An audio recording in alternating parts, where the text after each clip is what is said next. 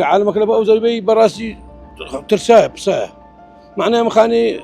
كريتم بفرش ما 2 مليون زريبة بدم ما متسكر دي قزای خبات بازار صفر حاليا صفر كما ماوەی 5 مانگە بەڕێوەبەرایەتی خانوبەرەی قەزای خەباتکارەکانی ڕاگیرا و بە پاساوی نەبوونی فەرمانگەی باجی خانوبەرە کاکە پاساڵۆتانە دەگرێت ئێستا 5 مانگە ئیش و کارەتان لۆ ڕاکدە جەنابی قایمەقامی ئاراستەی گلە یەکەمان چێە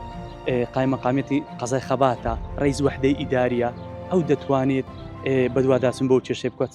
چەندین جار سەردانیمان کردووە. ئەم کاتتان باش بینەرانی پایتەخت میدیا لە قەزای خەباتین ماوەی 5 مانگە بەڕێوەبەرایەتی خانوبەرەی قەزای خەباتکارەکانی ڕاگیرا و بە پاساوی نەبوونی فەرمانگەی باجی خانوبەرە پێشتر مۆری ئەم فەرمانگەیە لە قایمقامیەتی قەزای خەبات بوو لە فایلی خەڵکەدرا بەڵام ئێستا قایمقامیەتی قەزای خەبات دەڵێ ئێمە ئەم مۆرە لێ نادەین چونکە مەسوولیاتە پێشتر لیان دەدا بەڵام ئێستا دەڵێن کارەکان دەبێت ڕاگیرێن تا ئەو کاتی فەرمانگەی باجی خانوبەرە لە قەزای خەبات دەکرێتەوە. كو كاريگەری نێکاکە هەموو شەکە ڕاوەستایە نەکردن فرۆشتنەیە هیچ ناکرێت عالمەکە لەبا ئەوزەربەی بەڕاستی ترسایە بسایە معناها مخاني كريتم بفرش ما 2 مليون زريبة بدم ما متسكر دي أما كبزور كسبة عشارية خدام مكتبة كان همو زريان بكتبرها أما أول 5 مانگە خاني فروشتها شش حفظ رقمك خدام خانية نام حتى تحويل بك إذا ما باش تخوا قبل دكا ولا تحت زريبة به ولا كنت تحويل بك كابرش بار من هذا أما براسي خوش يعني خوش قبلناك وەکو خاوەنی نووسنگەی فرۆشتنی خانوبەرە لە قەزای خەبات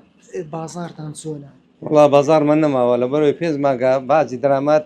ئێستا قایمەقام سەر بخۆ ئەوەشی دەرکردێ باجی دەراماتی لێ بدەن 15 ساڵ دەدرایە ئێستا دەڵێت کە بدرێت دەبێت 2 میلیۆنێ بدەن کاکە 5 ساڵۆتانە دەگرێت ئێستا 5 مانگە ئیش و کارەتان لۆ ڕاکدە جەنابی قایمەقامی باشە حکوومەتێکی هەرێم ناتوانێت یعنی دام و دەستگایش دامنێت 4 نەفەری بینی دامنێ ئیشەکەی عالەمی جێبەجێ بکات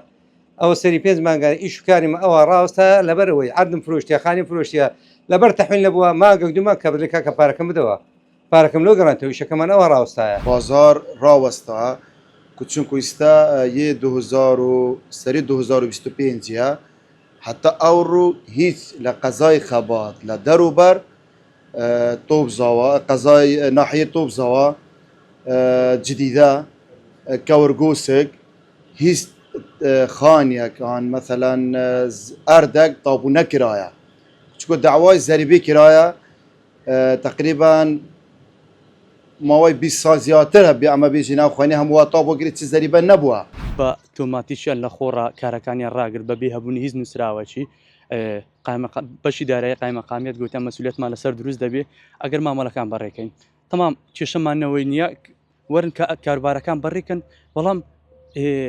ئاگاداری ئەو خەڵکەی بن ئەتو دەکرێت 15 ساڵە زەریبەت وەرنەگرتی ئێستا داوای زەریبەی 15 ساڵی هەردووخانەکانی قەزای خەبات بکەی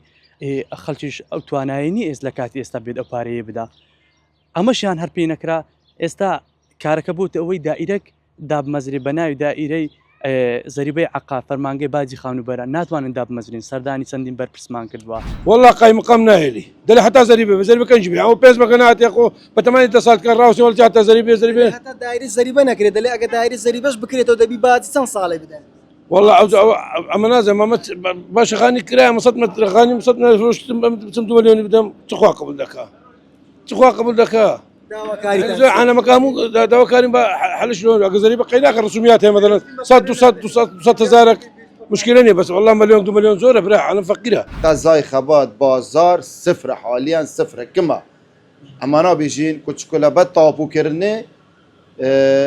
بازارەکە ڕاوەستیەوە داواکاریتان چییە داواکاری؟ والله داواکاریمان ئەوەیە دەنگی مەگەهتە برا گەورەی بێتە سەر خەت چونکو ئەمەشی قەزای خەباتین مافی خۆمان دەوێت حەقی خۆمان دەوێت کوچکۆ قەزایەکی گەورەیە ئەو کارە ئێستا قایمەقامە جەنابی قایمەقامی ڕاگرتەوە ئەو ختمە لە قایمەقامی لێدا ئێستا بڕیاریدایە دەڵێ من لێ نادەم دەڵێ هەتا فەرمانگە نەکرێتەوە دەڵێ هەتا فەرمانگە نەکرێتەوە دەڵێن کاکە بکەن و تەشکیلکەن حکوومەت لە هەموو لایەکی داوا دەکەین ئێستاش ئەگەر بێ و وەڵاممان نەدەینەوە ئەمە ئامادە بینین ئەوون دەجی خۆمان بگەینە سەرکردایەتی ئاراستەی گلە یەکەمان چێە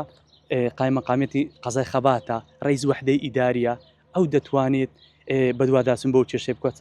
چەندین جار سەردانیمان کردووە چەندین جار سەردانی بەرپرسەکانمان کردووە بەڵام هیچ وەڵامێک نییە بە سەدان مامەڵەمان ڕاوەستاوە لێرە هەمووش ئامانجەکە کوکردنەوەی پارەیە مامەڵەکان ڕاوەستاوە و کێشەی بۆ خەڵک پەیدا کردووە.